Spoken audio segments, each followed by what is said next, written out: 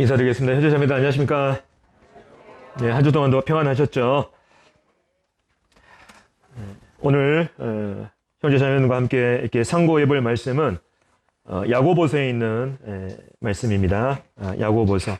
먼저 좀 이 야고보서에 대해서 좀 간단하게 설명을 드리고 교제를 이어가도록 하겠습니다.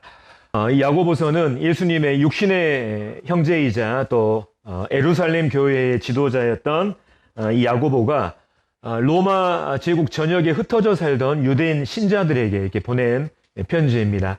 당시 이 유대인 신자들은 굉장한 어려움 가운데 있었습니다. 먼저는 로마 황제를 숭배하지 않는다는 이유로 로마 제국의 이 핍박을 받았고요. 뿐만 아니라 예수님을 믿는다는 이유로 유대인 공동체로부터 이렇게 추방을 당했습니다. 그래서 당시에 이 유대인 이 신자들은 계속해서 지쳐가고 있었던 이러한 실정이었습니다.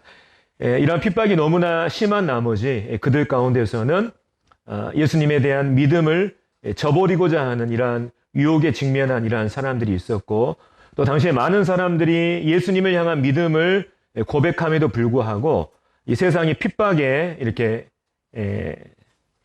세상의 핍박을 못 이긴 나머지 이렇게 믿음을 고백하지만 거짓된 이러한 삶을 살고 있는 이러한 신자들이 많았습니다. 그래서 세상의 핍박으로 인해서 참된 믿음의 정신이 흔들리고 흐려지던 그 시대에 바로 이 야고보가 펜을 들어서 당시 유대인 신자들을 향해서 이렇게 편지를 쓰죠. 우리가 예수님을 믿는다고 하는데 정말 참된 믿음이 과연 어떤 것인지 이러한 부분들에 대해서 이 편지를 통해서 증거하는 것을 보게 됩니다. 오늘날 우리는 세상의 핍박이 아니라 오히려 세상의 유혹으로 인해서 정말 참된 이 믿음의 정신이 흔들리고 흐려지는 이러한 시대에 살고 있습니다. 그래서 이러한 시대에 이 야고보서 말씀을 통해서 우리 믿음을 고백하는 우리 내면을 다시 한번 점검해 보고, 우리가 정말 믿음을 가지고 있다고 하는데 이것을 세상에 어떻게 증명해야 될지 좀 이런 부분들을 살펴보는 이러한 시간을 갖기를 원합니다. 야고보서의 주제는 다들 잘 알고 있는 것처럼 참된 믿음이라고 하는 것은 진실한 행위를 낳는다고 하는 거예요. 다시 설명을 드리면, 만약에 어떤 사람이 참된 믿음을 소유하고 있다면 그 사람은 그 믿음을 증명하는 올바른 길을 걷게 된다는 것입니다. 그래서 야고보서에서 크게 이 네 가지 주제를 다루고 있는 것을 보게 됩니다.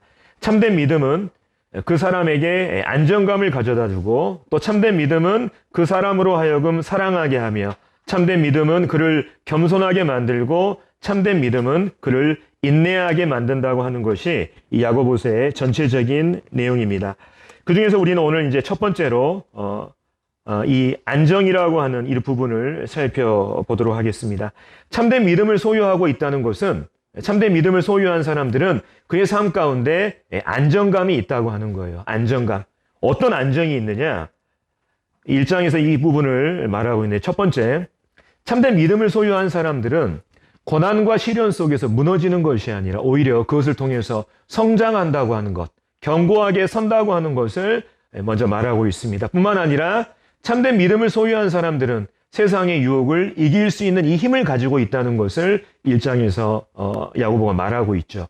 뿐만 아니라 마지막으로 참된 믿음을 소유한 사람은 하나님의 말씀에 적극적으로 반응해서 자신의 삶을 변화시킨다고 하는 이러한 특징을 가지고 있다고 하는 것을 지금 말하고 있습니다. 그래서 오늘은 특별히 이 부분, 세 번째 부분, 참된 믿음은 하나님의 말씀에 적극적으로 반응해서 자신의 삶을 변화시킨다고 하는 이 부분을 좀 살펴보기를 원합니다. 그래서 이를 통해서 우리 각자의 하나님의 말씀에 대한 우리의 이 반응과 태도, 그리고 이것들을 삶에 적용하는 이러한 부분들을 한번 생각해 봤으면 좋겠습니다.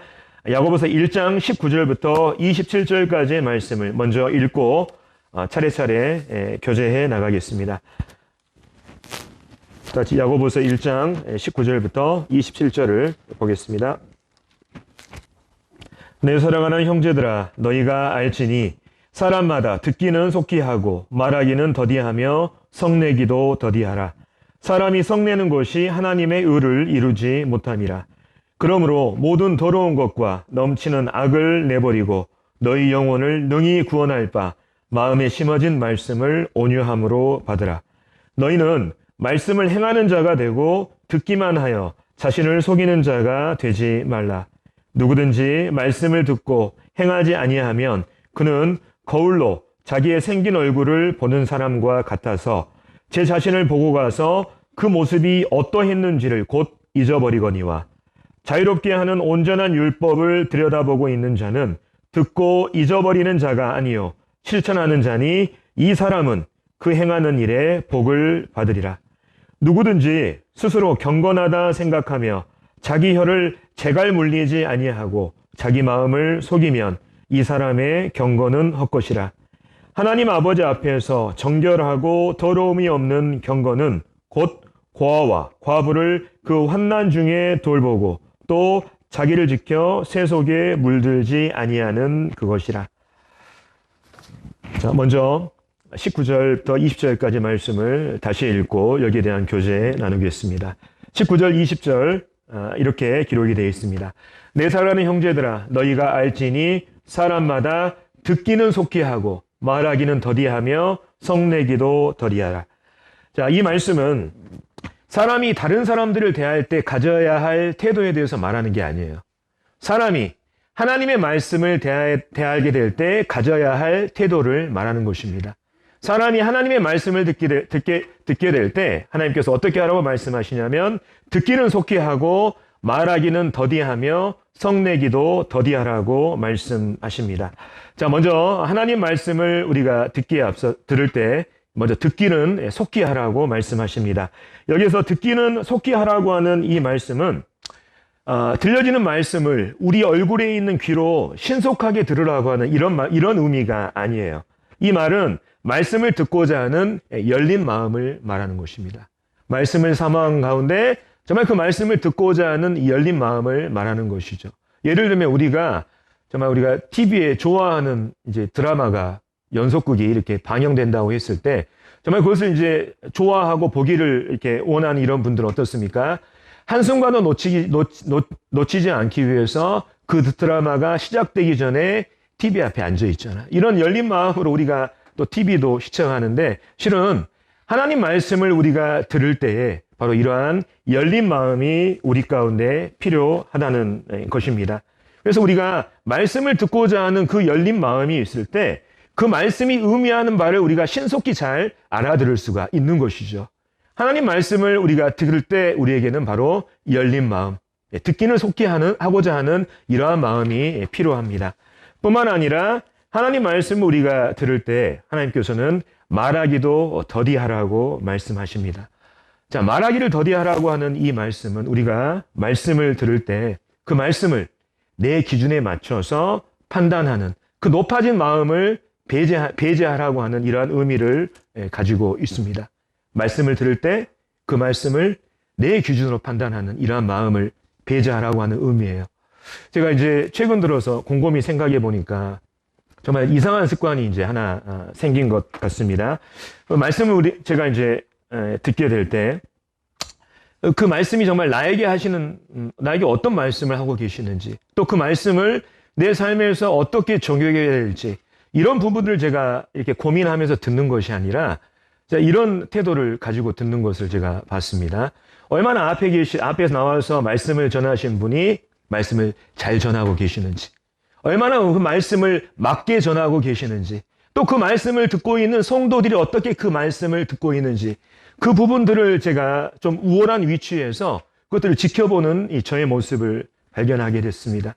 그러한 태도로, 이러한 자세로 말씀을 듣게 되니까 들려지는 말씀이 저를 위한 말씀이 아닌 거예요. 우리 성도, 내가 적용해야 될 말씀이 아니라 다른 성도들이 적용해야 될 이런 말씀으로 이렇게 생각하는 이러한 경향들이 저한테 있는 것을 보게 됐습니다. 그 말씀을 내 기준에 맞춰서 판단하는 이러한 마음. 또 뿐만 아니라 이렇게 단위에서 말씀을 전하는 분들이 완벽한 삶을 살지는 못합니다. 완벽한 삶을 살지 못하기 때문에 아마도 저를 비롯한 단위에서 이 말씀을 증거하신 모든 형제님들께서 아마 이런 부분에 대해서 부담감을 가지고 또 죄송한 마음으로 아마 이 단위에 서서 말씀을 증거하게 될 것입니다. 근데 말씀을 전하는 자들이 그야말로 완벽한 모든 성도들이 동의하는 완벽한 삶을 살지 못하기 때문에 때로는 그 말씀을 듣는 성도들이 그 형제님을 판단하고 또 그 형제님이 전하는 말씀에 대해서 말을 하고 싶은 이러한 충동을 우리는 느끼게 됩니다. 하지만 하나님 말씀을 대할 때 우리가 가져야 될 태도는 뭐냐면 판단하는 우월한 위치가 아니라 겸손하게 그 말씀을 듣고자 하는 종의 마음이 우리 가운데 필요한 것이죠. 말하고 싶지만 그 말하기를 더디하는 가운데 하나님의 말씀을 열린 마음으로 경청하고자 하는 그 마음이 우리에게 필요한 것입니다. 뿐만 아니라 우리가 하나님의 말씀을 들을 때 마음 가운데 분노가 치밀 수가 있어요. 왜냐하면 단위에서 전해지는 말씀이 항상 은혜롭고 우리를 위로하는 이러한 말씀만 전해지는 것이 아니기 때문이죠. 때로는 단위에서 우리의 부끄러운 삶을 책망하는 책망의 말씀이 전해질 수 있습니다. 우리가 다들 알고 있는 것처럼 디모데전서 3장 16절에 보면 모든 성경은 하나님의 감동으로 된 것으로 교훈과 책망과 바르게 함과 의로 교육하기에 유익하니 이는 하나님의 사람으로 온전하게 하며 하라는 이러한 말씀 우리가 잘 알고 있습니다. 성경 말씀은 우리를 위로하고 격려하는 메시지를 가지고 있지만 때로는 우리의 나태하고 부끄러운 삶들을 책망함으로써 그것을 교정하고 그것을 통해서 우리를 온전하게 변화시키고 성장하게 하고자 하는 그러한 의미를 또 성경이 담고 있는 것을 보게 됩니다. 그래서 단위에서 전해지는 말씀이 항상 나의 마음을 위로하고 격려하는 이런 말씀도 정말 필요하지만 때로는 우리의 삶을 책망하는 이러한 말씀도 필요한 것이죠.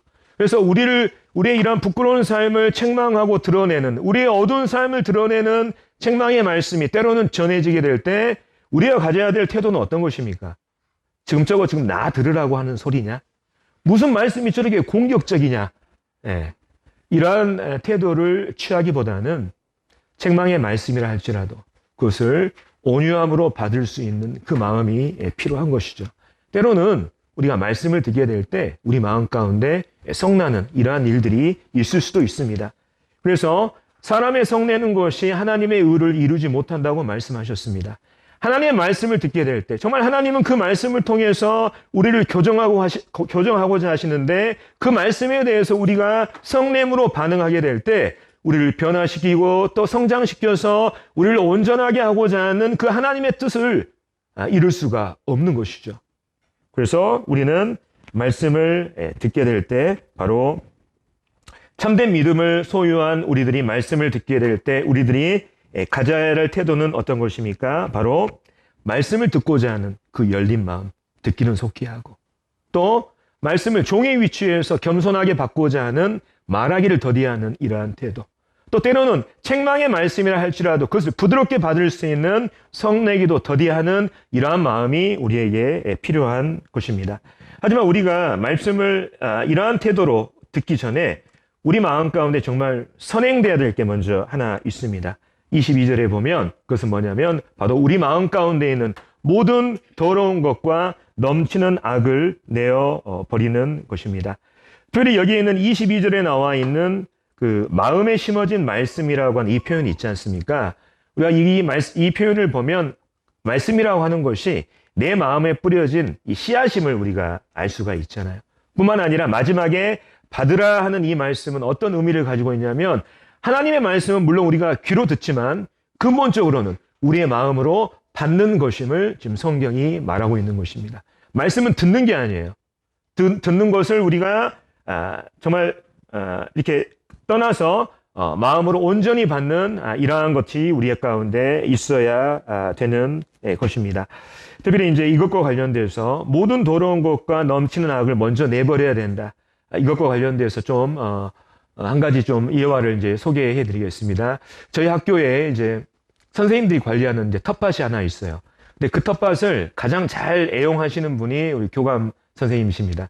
그래서 제가 옆에서 지켜보면 교감 선생님이신지 아니면 농부인지 구별이 안 갈 정도로 정말 그 텃밭을 자주 이렇게 왔다 갔다 하시거든요. 근데 얼마 전에 교감 선생님이 물을 심어야 한다면서 이제 이렇게 밭을 이렇게 갈아엎으시더라고요. 근데 이제 한 오전 한 4시간 정도 계속해서 이렇게 밭을 갈아엎으시고 이렇게 교무실로 돌아와서 하시는 표현이 뭐냐면 흙을 완전히 갈아엎었다고 하는 이 표현을 쓰시더라고요. 흙을 완전히 갈아엎었다. 그래서 흙을 완전히 씨앗을 뿌리기 전에 흙을 완전히 갈아엎지 않으면 아무리 좋은 거름을 이렇게 준다 할지라도 좋은 이렇게 풍성한 수확을 거두기 어렵기 때문에 정말 이 농사를 짓는 데 있어서는 흙이 정말 중요하다고 하는 이것을 이렇게 강조하시더라고요. 저는 이제 농사를 이제 한 번도 지어본 일이 없습니다만 한 번도 농사 지어보지 않는 저라 할지라도 밭에 씨를 뿌리기 전에 이 밭을 일궈야 되는 흙을 이렇게 좋게 이렇게 갈아엎는 이러한 사전 작업이 필요하다는 것을 농사를 지어보지 않은 저도 이제 알고 있습니다. 하나님의 말씀이 우리 마음 가운데 뿌려지게 될 때 우리에게 사전 작업이 필요한 것이죠. 그것은 뭐냐면 여기 말씀에 나온 것처럼 우리 마음에 있는 모든 더러운 것과 넘치는 악을 내버리는 것입니다. 이 사전 작업이 진행됐을 때 우리는 비로소 아까 앞에 나온 것처럼 듣기는 속게 하고 말하기는 더디하며 성내기를 더디하라고 하는 이러한 말씀에 따라서 말씀을 온전하게 우리 마음 가운데 받을 수가 있는 것이죠. 여기 나와 있는 우리가 버려야 될 2가지 모든 더러운 것, 넘치는 악, 이게 무엇을 의미하는 것일까요? 모든 더러운 것이라고 하는 것은 바로 우리 삶 속에 은밀히 스며 있는 세속적인 더러움을 말하는 것입니다. 삶 속에 우리 삶 가운데 쌓인 더러움, 즉 성적인 죄라든지 세속적인 타락이라든지 또 하나님보다 다른 무엇인가를 사랑하는 그런 마음이 있다고 한다면 그것은 바로 우리 귀와 마음을 하나님의 말씀으로부터 닫게 만들 것입니다. 또 뿐만 아니라 우리가 버려야 할 것은 뭐냐면 넘치는 악입니다. 넘치는 악.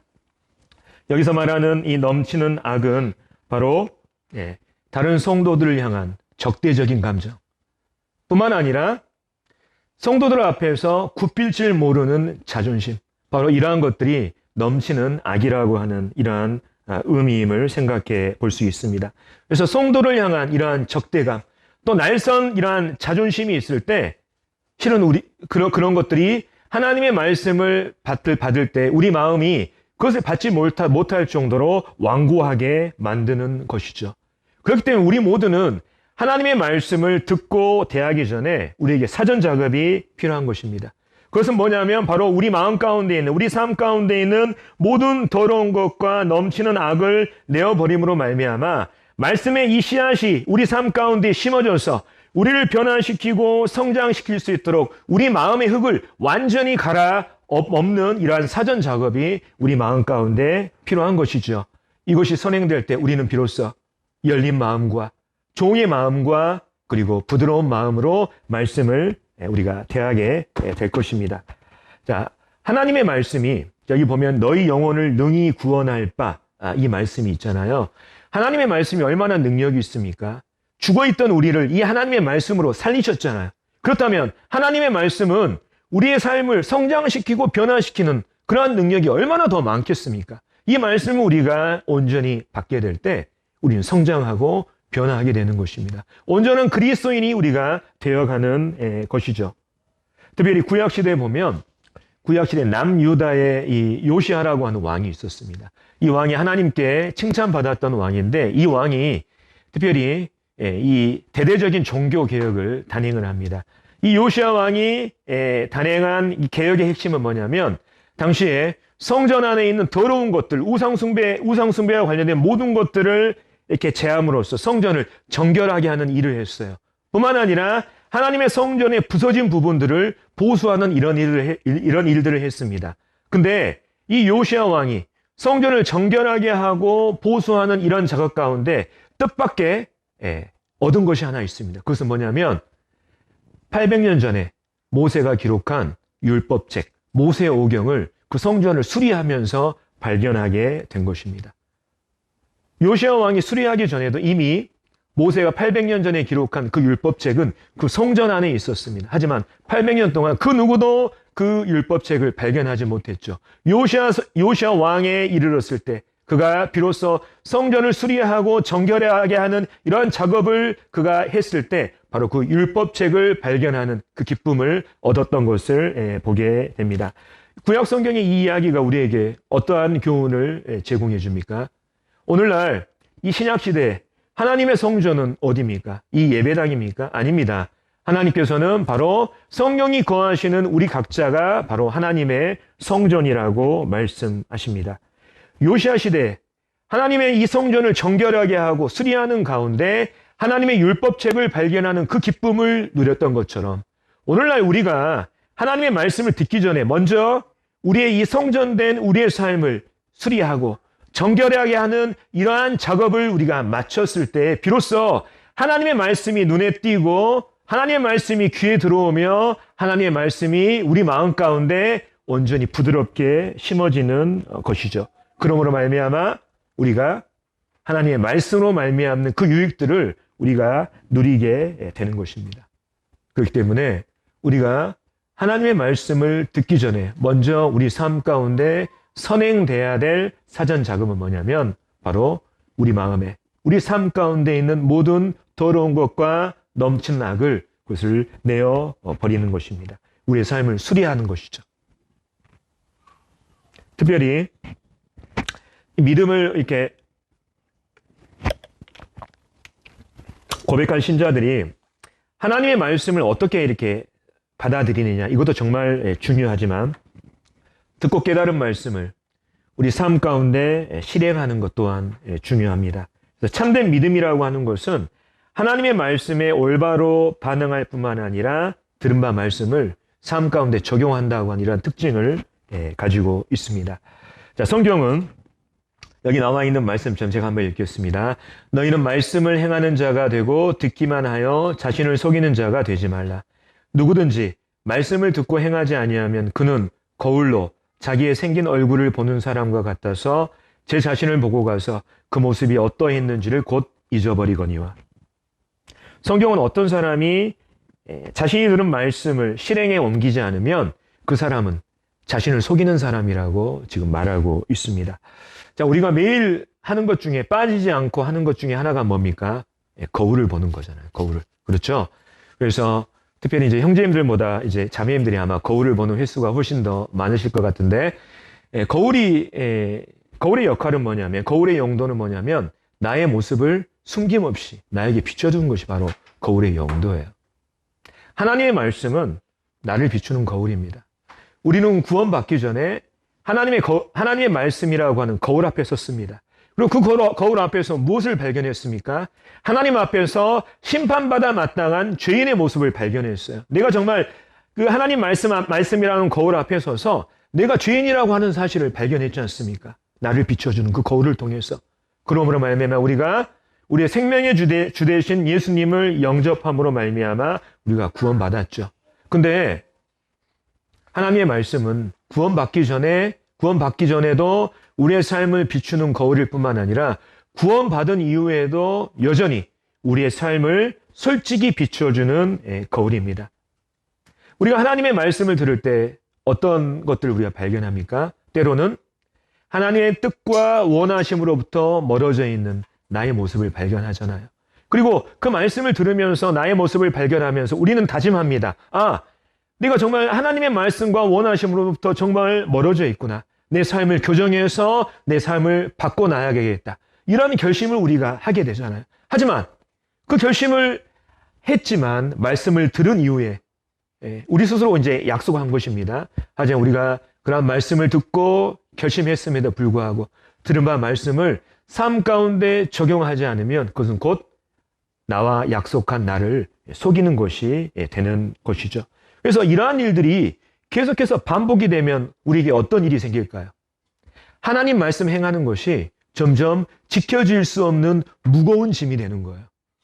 계속해서 말씀을 듣게 될 때 그것을 의무적으로 생각하고 예를 들면 계속해서 그것을 무거운 짐으로 생각하는 이유가 바로 여기에 있는 것입니다. 하지만 성경은 뭐라고 얘기하냐면 하나님의 말씀은 무거운 짐이 아니에요. 하나님의 말씀은 의무가 아닙니다. 25절에 나와 있는 것처럼 하나님의 말씀은 자유롭게 하는 온전한 율법이죠. 하나님의 말씀은 오히려 우리를 자유롭게 하고 온전하게 하는 이러한 힘이 있습니다. 하나님 말씀에 우리가 순종할 때, 하나님의 말씀하신 것들을 우리가 행하게 될 때 우리는 진정한 자유와 평안을 맛보고 뿐만 아니라 우리 삶의 변화와 성장을 가져다 줄 수 있는 그 온전함을 경험할 수 있다고 하는 것을 앉아있는 우리 모두가 경험으로 잘 알고 있습니다. 그런데 하나님 앞에서 참된 믿음을 고백하는 우리들이 진정한 자유를 누리지 못하는 이유, 하나님 앞에서 참된 믿음을 고백하는 우리들 삶 가운데 변화와 성장이 없는 이유, 뿐만 아니라 하나님 앞에서 참된 믿음을 고백한 우리들이 하나님이 주시는 이 복들을 누리지 못하는 가운데 살아가는 근본적인 이유에 대해서 성경은 뭐라고 말하냐면 너희가 하나님의 말씀을 들었지만 그것을 행하지 않기 때문이다. 그것을 실천하지 않기 때문이다. 그것을 실행에 옮기지 않기 때문이라고 하는 이것을 말하고 있습니다. 우리가 아무리 하나님 말씀을 많이 듣지만 그것을 우리가 실행에 옮기지 못하게 될 때 들은 바 말씀은 아무런 유익이 우리에게 없는 것입니다. 뿐만 아니라 이제 한 가지 더 이와 더불어서 성경은 우리에게 뭐라고 얘기하냐면 우리 신앙의 깊이 역시 바로 하나님의 이 말씀을 행하는 것으로 증명된다고 하는 것을 말하고 있습니다. 26절, 27절에 보면 누구든지 스스로 경건하다 생각하며 자기 혀에 재갈 물리지 아니하고 자기 마음을 속이면 이 사람의 경건은 헛것이라. 하나님 앞에서 정결하고 더러움이 없는 경건은 곧 고아와 과부를 그 환난 중에 돌보고 또 자기를 지켜 새 속에 물들지 아니하는 그것이니라. 우리 신앙의 깊이 있지 않습니까? 여기서 말하는 경건이라고 하는 것은 우리가 그냥 보통 성경에 나와 있는 경건을 말하는 게 아니에요. 어떤 사람의 신앙심을 얘기하는 것입니다. 그 경건이라고 하는 이 헬라어 단어가 전혀 다름을 먼저 말씀드립니다. 어떤 사람의 신앙심이라고 하는 거 있지 않습니까? 실은 혀를 통해서 증명되는 것이 아니라 그가 얼마나 하나님의 말씀을 행하느냐, 그의 삶을 통해서 증명된다고 하는 거예요. 예를 들면 어떤 사람이 한 명 있습니다. 나는 정말 하나님을 향해서 정말 신실한 믿음을 소유하고 있는 사람이야.